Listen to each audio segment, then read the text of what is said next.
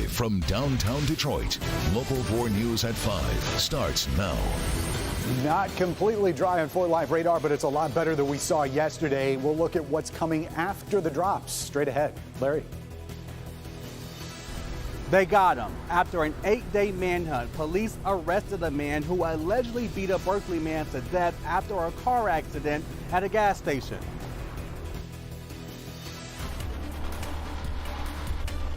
We're going to begin, though, with breaking news out of Berkeley today. A power line has fallen into the Rouge River, and police right now are telling people that they need to stay out of the water. Yeah, Tim Pamplin is there with more. Tim. Yeah, guys, this is 13 Mile between Larsa and Evergreen in Beverly Hills as I zoom in down here. This is where the power line has gone into the river.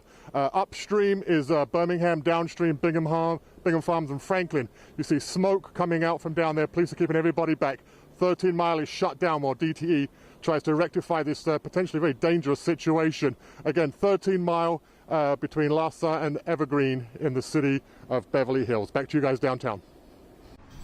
Yeah, water and electricity, a terrible mix. We'll keep updating you on that. But now let's bring you to live pictures from Sky 4 over the fabulous Fox Theater, where, in fact, now the doors are opening ahead of the first of 2 big nights here of Democratic debates in downtown Detroit. The presidential election is actually 462 days away, though. From the looks of things, you'd think it was tomorrow, or at the very least this November. That's right, quite a ways Right. away here. But welcome to our coverage of the Detroit Democratic debates and a hub of activity all around the Fox Theater. Not often our set sits right next to CNN, but here we are. Hanging out with a lot of folks. We've got about 500 reporters in town for these next 2 nights, and these debates are split into 2 nights because not enough time, or probably even space, as large as the Fox Theater stage is, to get all 20 candidates in one evening. Right, so let's run down who we have here tonight. First up, Steve Bullock, Pete Buttigieg, John Delaney, John Hickenlooper, and Amy Klobuchar. And then add to that the bottom row, the next 5, Beto O'Rourke, Tim Ryan, Bernie Sanders, Elizabeth Warren, and the one former Detroiter of the group, Marianne Williamson. 10 candidates, all doing what they can to try to break through the noise. Yeah. We've got all angles covered for you. Mara McDonald with the importance of that Midwestern vote. But let's start things off here with Paula Tutman, who was inside the Fox as the candidates were doing their walkthroughs pre-debate. Paula? Well, the Fox Theater is known for bringing in great entertainment, and this is a different kind of entertainment. So let me just kind of walk you down to give you a sense of what the set is going to look like. Still a lot going on to get ready for it, but as you can see, this is not a Fox you've ever seen before. Inside the Fox, a walkthrough of the incredible debate set. Construction workers brought in 517 additional lights. In the next 2 nights, a total of 7,000 people will fill the seats to hear 20 candidates. Detroit is a natural location, and this theater is a spectacular location. Reporters from around the country will tell this story. Debate night in the heart of Detroit. Yeah, it's been fun to see, all the news trucks set up and just a lot of energy in the air. A block south of the Fox, a health workers union will have a total of 1,400 for 2 watch parties. How pivotal is this to your membership? Oh, it's so pivotal because health care is one of the top issues in the state that polled as well as last year with the gubernatorial. But as SEIU period, unions, our message of unions for all needs to be heard because we're the home of labor. And in the little more than 2 miles that make up the boundaries of Midtown, 14,550 residents. Right now, it's all about the numbers. So here's an interesting perspective. If just one of these candidates in the next 2 nights can convince the same amount of new blue voters as the number of people just inside this debate zone for the next 2 nights alone, that could swing Michigan possibly from red to blue. And that road goes through Detroit, up Woodward, by way of the debates for the next 2 nights. And the Democrats know it. But this election's also going to be won in the Midwest. It's going to be won in states like Michigan and Wisconsin, Ohio, Indiana.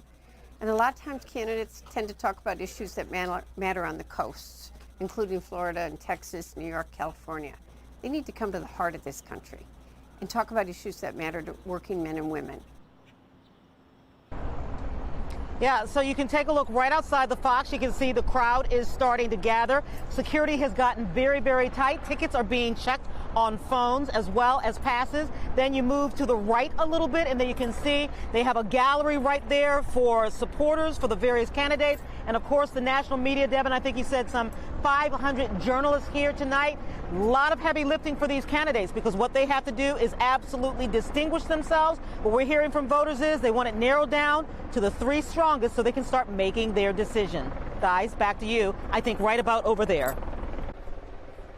Yeah, there indeed we are. All right, Paula, and that's exactly right. This is going to be narrowing the field eventually. Yeah. We won't have 20 candidates the next time another debate rolls around. All right, so Mara McDonald is going to be covering the debate with us. She is here with us right now tonight. And, hi, guys. Hi, Mara. During your hit last night on the 11, you talked about the Midwesterners that are going to be taking the stage tonight. So is Midwestern going to be nice? The Midwestern nice? Are we going to see that tonight? I think that we have all those Midwestern candidates on tonight. None of them are going to be on there tomorrow. Mm-hmm. So you've got Buttigieg, Klobuchar, Ryan, as well as Marianne Williamson, who lived here for a while. Yep. Buttigieg is the only one who has any traction right now in the polls. Yeah. So you're in a position where the rest of them had best start making some waves tonight. And how do you do that?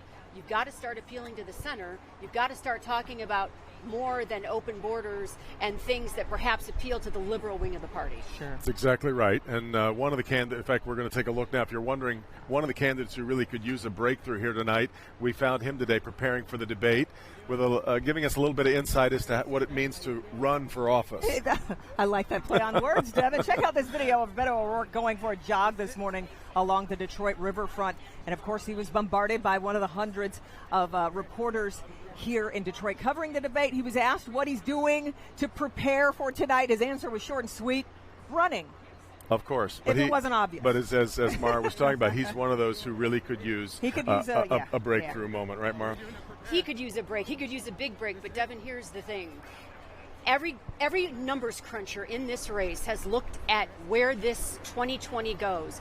And right now, all things being equal, they will tell you that what happens in Detroit and what happens in Milwaukee is going to win all the marbles. Yeah. So if these people are smart, they're going to start appealing to centrist voters in the Midwest. That's what they've got to start doing. Yep. It's going to be one exciting thing to watch tonight, among many other things we'll be watching for, and we'll be watching for Mara's coverage here throughout the evening. And our coverage of the Democratic debates just getting started here on Local 4. We've got much more ahead over this very packed 90 minutes of news ahead of the big event coming up. It starts tonight at 8 o'clock. Yeah, including insight with our Local 4 pollster, Richard Zuba, on who really could be on the chopping block tonight, and an interesting look at how well Detroiters know all of the candidates. At this point, of the 20. And then coming up at 6 o'clock, a look at some of the interesting rules that will be in play in this debate tonight. A little different from the last go-round in Miami. And then, of course, we certainly invite you to join us for a full wrap-up on Local 4 News coming up tonight at 11. All right, well, let's get now to a quick check of the weather. Just as I was feeling like it had cooled off a little bit behind us on our backs here with the Fox Band, the sun is back out and it is warm. It's beating down on us right now, but it's certainly sunny, but there are a few worries about some rain moving through, right? Yeah, Kim and Devin, there are just a couple blips on there, but what you were probably feeling, look at that little green line moving through the city. That's the outflow from a thunderstorm that was up in parts of Oakland County. So that was probably that cool breeze you felt. And now that that's almost past downtown, you're going to get some sunshine behind that. I don't think we're going to see a whole lot more in the way of wet weather, although there are a couple sprinkles out there. They're very hard to find. Most of what we're picking up here is just false echoes on 4 Live radar. But do expect to see at least a couple drops around in spots as we get through the rest of the evening hours tonight. That's the last of that heavier shower that came through Troy earlier. It's really started to fall apart as it's moved out towards Lake St. Clair. Beautiful shot downtown, seeing some clouds out there, but a lot of sunshine. Temperatures close to average, and we'll talk about where they go from here and when that humidity gets even lower. That's all in a few minutes. Guys? Okay, Ben. Our other top story tonight, an 8-day manhunt has come to an end as police arrest the man charged in the deadly beating of a Berkeley man. Police, in fact, took Lawrence Davis into custody this afternoon. It was at an apartment complex along 8 Mile, right at Telegraph. We bring in Larry Spruill now, who is live over at DPD headquarters, where the chief talked about this just a short time ago. Larry, Davis is already charged, right? Yeah, good evening, Kimberly and Devin. He is charged with murder. Now, Chief Craig just wrapped up that press conference about 2 hours ago, and Davis was arrested this afternoon. He is facing murder charges. He was on the run for 8 days. And police say they believe he had help hiding from police. These Bonneview apartments, the focus of a Detroit police investigation. Tuesday, Local 4 there as police centered in on Lawrence Davis inside this building. We spoke to one man inside that apartment when everything happened. I was in the same room with him for briefly 5 minutes. So we didn't have no conversation or none of that right there, no. Larry tells me he was doing maintenance work on the unit when police barged in. So he hit the floor. Yeah, he cooperated. Now, police tell us officers arrested Davis without any problems. About 2 hours later, Tuesday afternoon, Police Chief James Craig held a news conference, but was tight-lipped on how they found him. I cannot go into how we proceed through in our investigative work. It's important that we protect how we do it. But Chief Craig says they got several tips about Davis. They believe people hid him from police. There's this suggestion of maybe there are people that was hiding him. They knew he was involved in this horrible crime and did nothing to assist us. Now the question is, will they also face charges? Well, I don't know if we've gotten that deep into the investigation that we could definitively say what actions individuals were taken to conceal him. Based on our investigative work, we believe it. Proving it is another. And now we do know that Davis will be in court first thing tomorrow morning. We are live at police headquarters tonight. Larry Sproul, Local 4. Yeah. All right, Larry. New tonight, we're getting a first-hand look at a daring rescue that was made by police in Westland. Yeah, house full of smoke with an elderly couple inside. Take a look.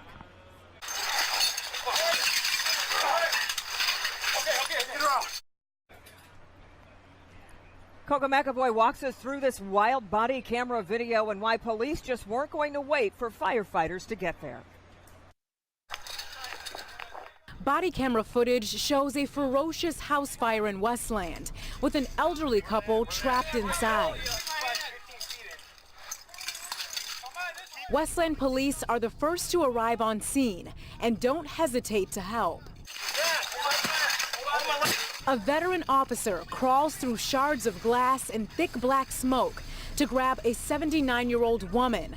Officers help pull him and the woman to safety. I've seen it now probably about 6 or 7 times. Gives me goosebumps still every time.